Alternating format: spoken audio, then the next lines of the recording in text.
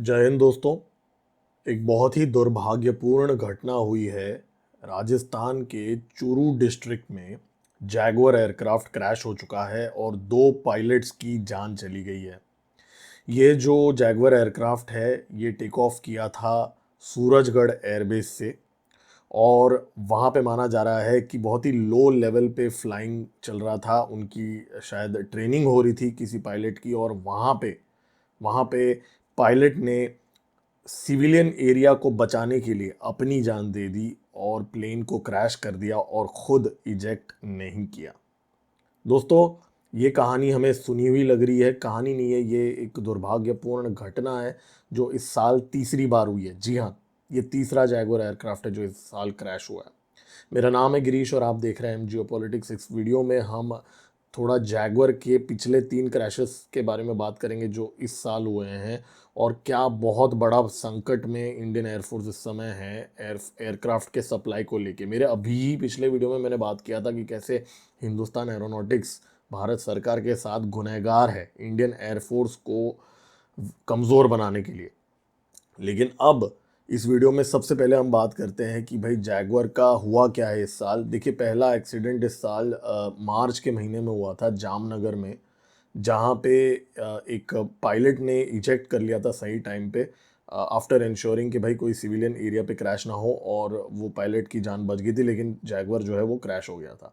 अप्रैल के महीने में एक और जैगुआर जो है वो क्रैश हो गई थी। इस बार अंबाला एयरबेस से वो पंचकूला के पास वो क्रैश हो गई थी। वहाँ पे एक पायलट ने इजेक्ट कर लिया था और दूसरे पायलट की जान गई थी। माना जा रहा था कि वहाँ पे जो पायलट प्लेन के अंदर बैठा था उसने अपने साथी को इजेक्ट करने के लिए कहा और ख़ुद अपनी जान दे दी सिविलियन एरिया को, सिविलियंस को बचाने के लिए।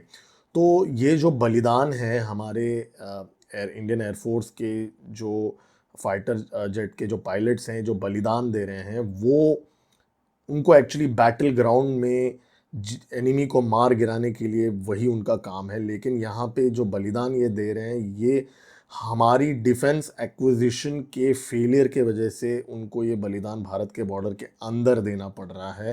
टोटली अवॉइडेबल एक्सीडेंट्स हो रहे हैं यहाँ पे। जैगुआर जो है बहुत पुराना है एयरक्राफ्ट है, 1970। जी हाँ, 1970 में जैगुआर पहली बार 1979 में जैगुआर पहली बार भारत के अंदर आया था। यूनाइटेड किंगडम से हमारा डील हुआ था। 40 जैगुआर्स थे और उस टाइम पे शमशेर के नाम से जाना जा रहा था। अभी भाई आजकल तो शमशेर नहीं है, ये तो बूढ़ा शेर हो चुका है जैगुआर।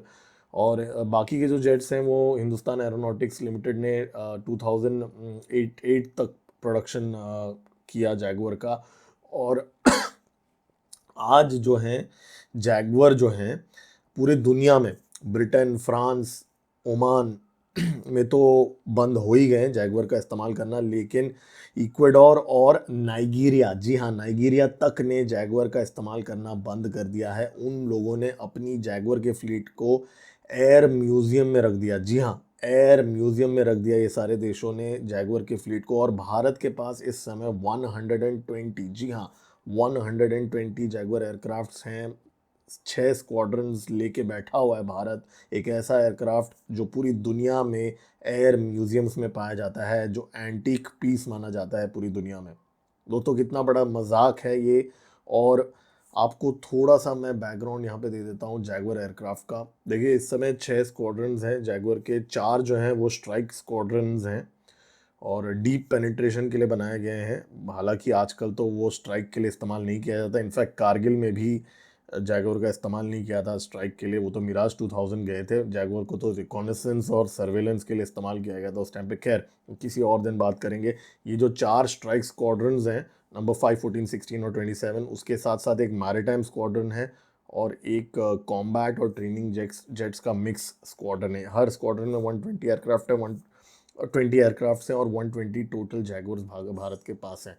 अब यहाँ पे उनके एयरफ्रेम्स जो हैं बहुत ही पुराने हो गए हैं। मतलब आप सोचिए, ऑलमोस्ट 46 ईयर्स हो गए, 46 ईयर्स पुराने एयरफ्रेम्स हैं ये। इंजन्स भी जो हैं रॉल्स रॉयस के इंजन जो हैं काफ़ी पुराने हो चुके हैं और इंजन के स्पेयर पार्ट्स भी अभी मिल नहीं रहे हैं। और मात्र 83, जी हाँ, 120 में से सिर्फ 83 फ्लाइंग कंडीशन में है इस समय। और माना जा रहा है कि इसमें से बहुत सारे जो जैगवर्स हैं जिनको डारिन स्टैंडर्ड्स पे लाया गया है, मतलब उनको AESA रडार्स और ARSAM मिसाइल्स उनके अंदर की फिटमेंट की गई थी 2010 के बाद में। ऐसे जो 60 जैगवर एयरक्राफ्ट्स हैं वो 2035 तक चलेंगे। जी हाँ, ये जो 83 में से 60 जैगवर एयरक्राफ्ट जो ऑलरेडी एंटीक हैं, वो और 10 साल चलेंगे। दोस्तों आप सोचिए इंडियन एयरफोर्स का मोराल जो है वो कितना डाउन होगा। हालांकि उनका मोराल तो वो हमेशा हाई ही रखते हैं, लेकिन आप सोचिए उनके दिल को कितनी ठेस पहुंचती होगी जब इतने पुराने जेट्स उनको 10 साल और चलाने हैं। जो एयरक्राफ्ट इवन नाइजीरिया तक ने रिटायर कर दिया, उस एयरक्राफ्ट को 10 साल और भारत जो वर्ल्ड की 4th लार्जेस्ट इकोनॉमी है उसके पायलट्स को चलाना पड़ रहा है। और ये सब के लिए कौन जिम्मेदार है? ऑफ कोर्स हमारे प्रीवियस गवर्नमेंट जो हैं वो भी जिम्मेदार हैं, और हमारी एग्जिस्टिंग गवर्नमेंट जो हैं उन्होंने भी पिछले 10-14 साल के अंदर कुछ बहुत ज़बरदस्त काम तो नहीं किया है एयरक्राफ्ट एक्विजिशन में। आज भी HAL अभी भी तेजस का जो दूसरा ऑर्डर है उसका वेट कर रहा है। पहला ऑर्डर कंप्लीट नहीं कर पा रहा है क्योंकि US से हम इंजन लेके बैठे हुए हैं, और US ऑब्वियसली जियोपॉलिटिकल रीजंस के वजह से हमें इंजन सप्लाई नहीं कर रहा है। हम बहुत बुरी तरीके से फंस चुके हैं। एक तरफ से हम US के साथ इंजन डील में फंस चुके हैं, और दूसरी तरफ से हम साफरन कंसिडर नहीं कर रहे हैं, साफरन के साथ इंजन का डील नहीं कर रहे हैं हमारे तेजस के लिए। और मुझे ऐसा लगता है पर्सनली भारत को बोइंग जो जनरल इलेक्ट्रिक के साथ डील कैंसिल करके साफरन के साथ, फ्रांस के साफरन के साथ डील कर देना चाहिए, और हम इनफैक्ट रशिया के साथ भी इंजन का डील करना चाहिए, और फटाफट तेजस जो है उसको मैन्युफैक्चर करना चाहिए। हिंदुस्तान एरोनॉटिक्स ने ऑलरेडी, उनके जो चीफ है, मेरे पिछले वीडियो में मैंने बताया, उन्होंने बोला कि भाई साल के 30 जहाज़ तेजस बनाने की कैपेसिटी उनकी है, वो भी 2027 से होगा। तो अब 2027 तक हमें रुकना पड़ेगा 30 एयरक्राफ्ट मैन्युफैक्चरिंग कैपेसिटी के लिए। और तब तक हम क्या करेंगे? हम राफेल का ऑर्डर अभी और आगे दे नहीं रहे हैं। सुखोई 35 हमें ऑफ़र किया है रशिया ने, और सुखोई 57 भी रशिया ने ऑफ़र किया। मेरे पिछले वीडियोस में मैंने बात किया, इसके बारे में वापस रिपीट नहीं करूँगा, लेकिन शॉर्ट में अगर मैं बोलूँ, भारत को सुखोई 35 ले लेने चाहिए रशिया से। भारत के अंदर बहुत सारे जो डिफेंस एनालिस्ट्स हैं वो बोलते हैं कि भाई रशिया जो है वो हमें पूरी तरीके से टेक्नोलॉजी ट्रांसफ़र करता नहीं है, सिर्फ बातें करता है टेक्नोलॉजी ट्रांसफ़र की।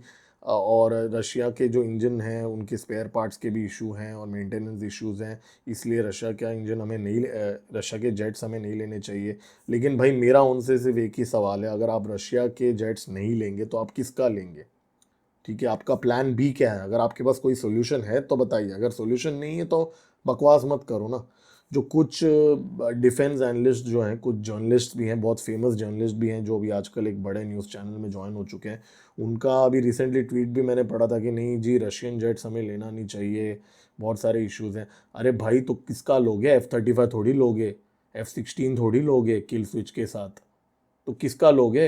राफेल ऑर्डर कर लो। राफेल आप बोलते हो कि नहीं जी वो 4.5 है तो ठीक है, लेकिन राफेल बहुत महंगे हैं, तो भाई महंगा पैसे भी नहीं देने, ठीक है, और जो सस्ते में मिल रहा है हमें वो भी नहीं चाहिए। तो भाई चाहिए, चाहते क्या हो? और जो इंजन के मामले में जो बहुत गंदी तरीके से भारत जो फंसा हुआ है इस समय, उससे भारत को बहुत जल्द निकलना पड़ेगा, क्योंकि ये जो मिराज हैं इनको तेजस ही रिप्लेस करने वाला है। और 3 एक्सीडेंट्स ऑलरेडी हो चुके हैं इस साल, बेफिजूल की जाने जा रही हैं। यहाँ पे 50 एक्सीडेंट्स हो चुके हैं जैगुआर के, और इनफैक्ट MiG-21 के बाद में आई थिंक जैगुआर का नाम इतिहास में लिखा जाएगा भारत के एयरफोर्स के अंदर, कि भाई ये फ्लाइंग कॉफिन का टैग का बहुत ही बड़ा कंटेंडर होगा जैगुआर। दुर्भाग्यपूर्ण घटना है ये आज जो हुआ है, भगवान उनकी आत्मा को शांति दे। लेकिन भगवान हमारी गवर्नमेंट को और HAL को और जो डिसीजन मेकर्स को बुद्धि भी दे, ये भी मेरी विनती है भगवान से। मेरा नाम है गिरीश और आप देख रहे हैं MGO पॉलिटिक्स। जय हिंद।